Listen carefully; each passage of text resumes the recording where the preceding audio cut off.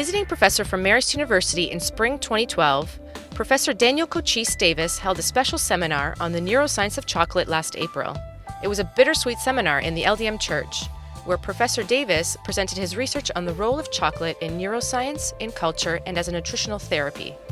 Much to the delight of those in attendance, during the seminar, Professor Davis had students taste different kinds of chocolate, describing each taste and what each ingredient did to the body and the mind. Well, the Neuroscience of Chocolate that we just did was really an attempt to show people how chocolate can be used as a substance to tune the body in certain ways, that there are certain medicinal aspects that chocolate can lend itself to, that there's some things that people might want to avoid, different times of the year that maybe one type of chocolate is better for them than another time of year. Certain parts of the chocolate will actually help break up the crust that we would call cholesterol, and so it frees that up from the arteries.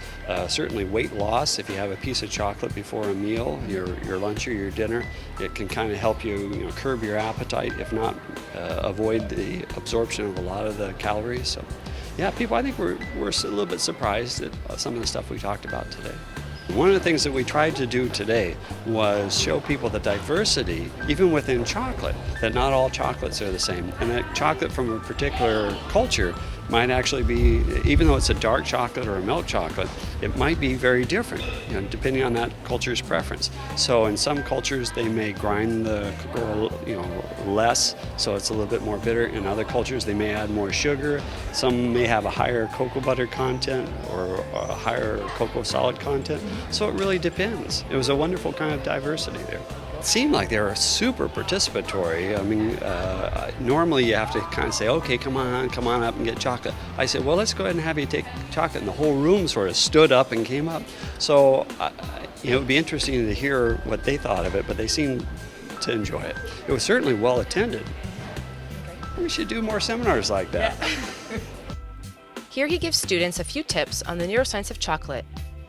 So here's our LDM tip for the day. As a student, you're learning quite a bit. So how can chocolate help? Well, if you take some chocolate while you're studying, that's actually going to help your brain form new neural pathways and etch in that information. The other way you could do it is you could have a little piece of chocolate 30 or 40 minutes before you're taking an exam or something like that, and it'll actually help with neural recall. I hope that helps.